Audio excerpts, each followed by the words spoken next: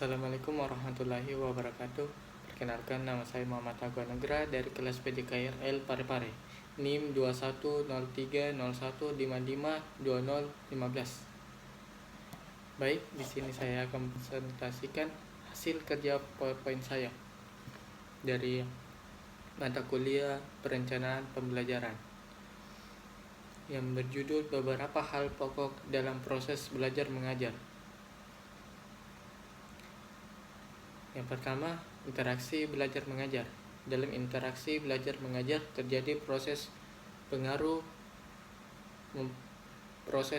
mempengaruhi. Bukan hanya guru yang mempengaruhi siswa, tetapi siswa juga dapat mempengaruhi guru.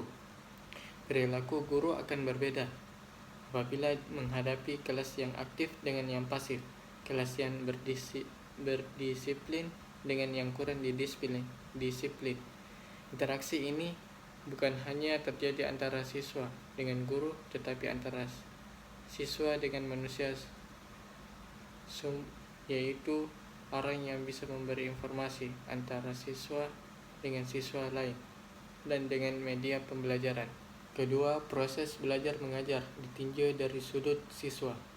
Seperti telah diuraikan sebelumnya bahwa dari sudut siswa, pengajaran berarti belajar. Belajar merupakan serangkaian upaya untuk mengembangkan kemampuan-kemampuan dan sikap serta nilai siswa, baik kemampuan intelektual, sosial, efektif, maupun psikomotor. Macam-macam keterampilan intelektual. Belajar itu ada beberapa macam. Aneka macam belajar ini dilatar belakangi oleh adanya tekanan yang berbeda terhadap aspek-aspek pembelajaran,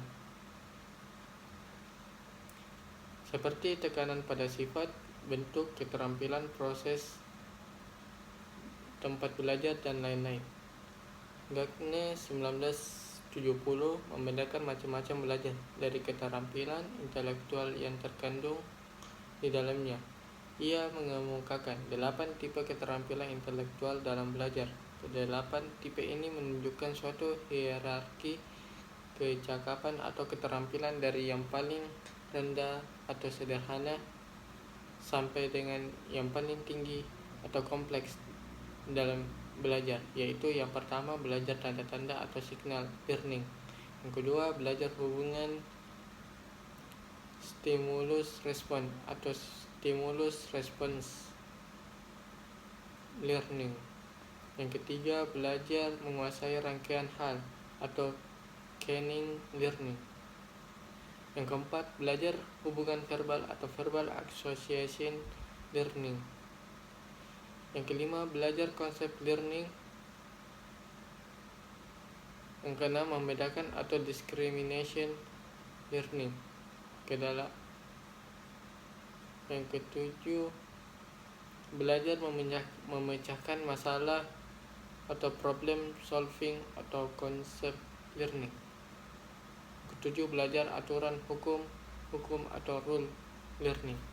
Selanjutnya belajar menerima, menghafal, discovery, dan makna Robinson mengemukakan adanya 4 macam bentuk belajar, yaitu belajar menerima dengan lawannya, belajar discovery, dan belajar menghafal dengan lawannya, dan belajar bermakna.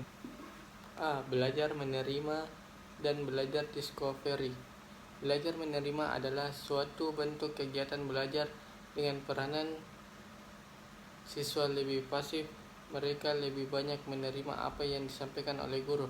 Belajar discovery disebut juga belajar inquiry, dan erat hubungannya dengan apa yang sekarang dikenal dengan sebutan cara belajar aktif siswa. Kegiatan belajar ini lebih bersifat aktif karena ada sejumlah proses mental yang dilakukan siswa. Belajar menghafal dan belajar bermakna. Belajar menghafal merupakan kegiatan belajar yang menekankan penguasaan pengetahuan atau fakta tersebut. Seorang murid yang mempelajari suatu dengan menghafalnya, dia hanya menguasai hal itu secara verbal tanpa mengetahui makna. Belajar di sekolah dan di luar sekolah.